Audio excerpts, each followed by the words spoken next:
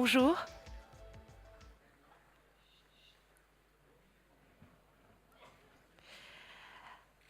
Je vais vous laisser réfléchir à cette question. Un savant est celui qui pose des vraies questions, et non pas celui qui trouve les vraies réponses.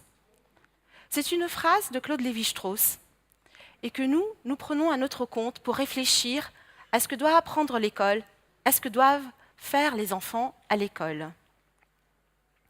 Poser des questions, parce que les enfants et les chercheurs ont ceci en partage.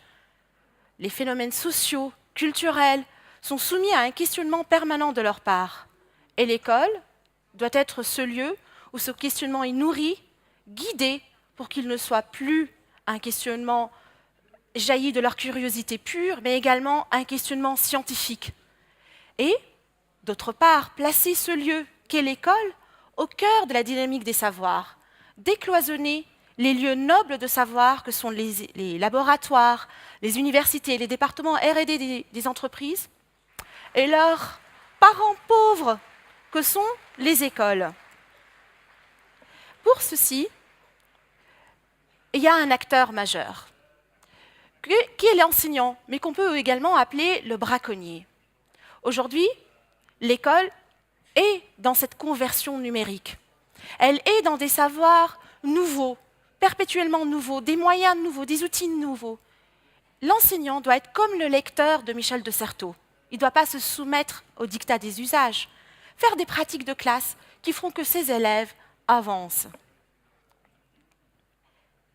On va rentrer dans la classe, parce que enseigner au XXIe siècle se fait encore dans des lieux dédiés. Et lorsqu'on imaginons un dispositif de classe, on l'imagine sous 3 points de vue. Pragmatique, sa valeur d'usage, comment je dispose, où est-ce que je mets les élèves. Pédagogique, quelle est mon intention d'apprentissage, quel scénario, quelle interaction. Et cognitif, qu'est-ce qu'il apprend, l'enfant, qu'est-ce qu'il mobilise et qu'est-ce qu'il produit. Et dans ce qui suit, je vous prie de bien suivre qu'il n'y a aucun niveau qui soit plus noble que les autres. Pour ceci, il y a des multiples portes d'entrée dans apprendre au XXIe siècle. Je choisis pour vous l'entrée par les sciences. Nous avons mené des expérimentations pilotes dans une classe à Bagneux, en banlieue parisienne, dans une école de Zappé-Claire. Des enfants des classes de CM1 et de CM2 ont travaillé avec leurs parents et des chercheurs la main dans la main. Parce que comment adopter les méthodes et l'éthique de la recherche en classe? Parce que apprendre est un acte de joie, est un acte jouissif, est un acte nécessaire dans un labo. Pourquoi ça ne l'est pas dans une école? Entre les murs de la classe, les enfants ont cette liberté de questionner et le maître, la maîtresse, l'enseignant les guide pour construire des protocoles expérimentaux. Il s'agissait effectivement dans la classe d'avoir un nid de fourmis, un petit nid, placé dans un bac énorme de 2 mètres 20 sur 1 mètre 40. Et les élèves, c'était une trame au fond de la classe. Apprendre à questionner, c'est aussi apprendre à penser. Parce que questionner, c'est établir des relations de causalité, de corrélation. Et la valeur d'exemplarité du chercheur, c'est aussi dans cette manière de laisser la pensée s'exprimer. Un brouillon, c'est quelque chose de noble, où on peut dérouler sa pensée, se tromper, itérer, recommencer, sans évaluation. Donc les brouillons d'élèves sont tout aussi nobles que des brouillons de chercheurs. Il y a cet aspect de recommencer. Donc on travaille sur les fourmis. La recherche est une méthode. On fait avec des enfants de l'exploration sensorielle. Qu'est-ce que je vois? Qu'est-ce que j'observe? Qu'est-ce que j'entends?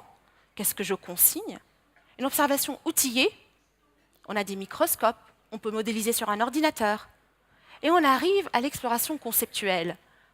Il y a des mots adéquats, des démarches adéquates, des hypothèses, des carnets de chercheurs. Et c'est important d'observer cet ordre-là. On n'arrive pas avec des réponses toutes faites dans un manuel déjà conceptualisé. La recherche est une méthode progressive, mais également une éthique.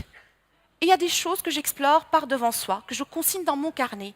Mais également, je travaille de manière collective. C'est une équipe, ce ne sont pas juste un groupement de personnes au même endroit.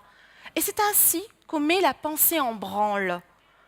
J'échange, je construis ensemble et je partage le fruit de mes savoirs. Et là, je vais plagier cette classe. Je vais arrêter de parler pour les laisser parler, c'est leur travail. Donc, je vous disais, un nid de fourmis, un grand bac, des fourmis, on étudie tout ce qu'il faut étudier autour de l'être vivant, mais la pensée est en branle, elle est en marche, et ces enfants ne vont pas s'arrêter là, ils vont aller jusqu'aux frontières de la connaissance. Ils observent un comportement inhabituel chez les fourmis, qu'à cela ne tienne. Nous allons réinvestir l'exploration sensorielle, outillée et conceptuelle pour essayer de comprendre ce que les chercheurs n'arrivaient pas à nous donner comme réponse. On va faire comme des chercheurs, on va lister nos hypothèses, on va faire des observations et des conclusions. C'est leur travail que je vous montre. On va varier un paramètre à la fois et on va en rendre compte à chaque fois. Est-ce que c'est une question de type de déchet? Est-ce qu'elles construisent, les fourmis, cette muraille pour se protéger de la lumière? On varie un deuxième paramètre. Est-ce qu'elles veulent avoir plein de déchets? Est-ce que c'est une question de quantité? Et vous voyez que les enfants, à chaque fois, varient un paramètre à la fois. Ils font comme des chercheurs pour arriver à une conclusion à la fin. C'est le résultat de leur recherche. Et ce résultat, il n'est pas pour eux. Ils se partagent comme un chercheur. On fait des conférences, on écrit des articles. Et c'est ce qu'ils ont fait. Et dans la classe, ça avait une valeur pivot. Parce qu'on pense beaucoup, on parle de l'évaluation, de la notation. Et bien, ils étaient évalués sur ce qu'ils ont produit. Leur PowerPoint, comme des chercheurs, et au moment de s'exprimer à l'oral dans une université devant des chercheurs pour de vrai. La boucle est bouclée. Ouvrir la classe au lieu de savoir, mais également faire du feedback, apprendre à écrire, apprendre à collaborer. Et surtout, les élèves ont fini par conclure que les outils du chercheur ne sont pas simplement un microscope, de quoi mesurer, de quoi filmer, de quoi pister, mais c'est également tous ces outils qu'on a dans la tête, observer, questionner, comparer, collaborer, partager. Et c'était ce qui leur est resté, et c'est ce qu'on veut tous, nous, enseignants, c'est notre Graal, on veut qu'ils gardent ça, quel que soit le sujet. Cette classe pilote s'est transformée en un dispositif, les aventuriers. On travaille dans le périscolaire, et dans le scolaire à la fois. Nous abordons toutes les disciplines, qu'elles soient en sciences exactes, l'astrophysique, la biologie, ou autres, ou encore en sciences humaines, l'ethnobotanique, l'anthropologie, la sociologie. C'est un dispositif créé par le Centre de recherche interdisciplinaire, dirigé par François Tadei, que vous avez vu tout à l'heure, et qui a été labellisé projet présidentiel par La France s'engage. L'année dernière, nous avions mené 40 ateliers hebdomadaires sur la ville de Paris. Et en parallèle, nous avons touché des milliers de classes. La science aujourd'hui, qu'est-ce qu'on a fait? On s'est confronté à ce que c'est la science aujourd'hui. C'est faire des données, modéliser, simuler. On veut comprendre ce que c'est la conquête spatiale? Rien de plus simple. On va modéliser Curiosity Rover, on va créer notre petit robot comme celui qui est sur Mars. On apprendra toutes les lois physiques pour faire décoller, atterrir des fusées, mais également, nous allons apprendre à concevoir en équipe, à se partager les tâches. On va apprendre à programmer notre robot, à lui mettre des capteurs. Et l'année d'après, cette année, ce projet, il est fini, les élèves sont partis. Mais d'autres, cette année, s'en sont emparés pour construire un autre robot, pour étudier le canal de l'Ourcq à Paris. Ça vient de démarrer. Les élèves ont poursuivi la même procédure. On part de questions générales, on adopte une posture de chercheur, on essaye de trouver des questions plus fines qu'on va étudier. Qu'y a-t-il dans l'eau? On va étudier les micro-organismes et après, on va aller construire un robot qui va explorer. On va utiliser des outils du chercheur, un microscope. On va également, avec des petits cette fois-ci, des CP-CE1 tout petits, ils vont travailler sur de la botanique. Ils vont commencer, c'est le début de l'année, aujourd'hui ils sont avec de l'exploration sensorielle. On touche, on sent, on compare. On apprend à écrire, à prendre des croquis. On apprend également à produire un résultat final. Le résultat final, je vais vous laisser voir avec ces élèves qui ont travaillé sur les phasmes tout un semestre. Bonjour, ceci est une vidéo où des CM1 et CM2 vont expliquer des expériences qu'ils ont faites sur des phasmes moroses. Les phasmes sont des insectes très forts En mimétisme, cela veut dire qu'ils imitent très bien les branches. Ils font aussi de la catalepsie, c'est-à-dire que les phasmes font le mort quand on les embête. Cela permet de ressembler encore plus à une branche et permet que les prédateurs les évitent parce qu'ils ne savent pas s'ils sont morts d'une maladie. Le phasme morose femelle peut se reproduire sans mâle, c'est ce qu'on appelle la parthénogénèse. J'ai aimé regarder au microscope les phasmes et les œufs. J'ai pu photographier au microscope électronique un phasme en le grossissant de 500 fois pour voir sa tête. Puis nous avons fait plusieurs expériences pour mieux comprendre les phasmes. Nous avons fait une expérience pour connaître la vitesse d'un phasme avec une règle et un chronomètre. Nous avons eu plusieurs résultats. Mon phasme a pris 7 secondes pour faire 20 cm. Mon phasme a pris 12,80 secondes pour faire 30 cm. Mon phasme a mis 6 secondes de 5 centièmes pour faire 20 cm. Nous avons aussi fait une expérience pour savoir de combien le phasme grandit par semaine. Pour cela, nous avons mesuré un phasme isolé dans une boîte 2 semaines dessus. Notre phasme a grandi à peu près de 7 mm en une semaine. Nous avons fait une expérience où on a regardé combien d'œufs un phasme pond par mois. Le phasme a pondu 150 œufs en 2 mois. J'ai mis 20 minutes à tous les compter.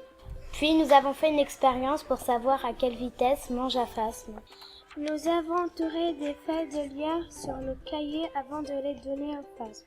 Après une semaine, une feuille et demie avait disparu. Elle avait été mangée par le phasme. Enfin, notre dernière expérience était pour voir si le phasme mange autre chose que du lierre. On a donc mis un phasme dans une boîte avec d'un côté du lierre et de l'autre une miette de gâteau. Après une semaine, on a mesuré le bout de gâteau qui faisait toujours 5 mm. Le phasme ne mange donc pas de gâteau, de Twix en particulier, ou alors il préfère le lierre. C'est la fin de la vidéo. Merci de nous avoir écoutés. Pour en savoir plus sur nous, vous pouvez y aller sur nos comptes Twitter et celui des autres aventuriers. Au revoir.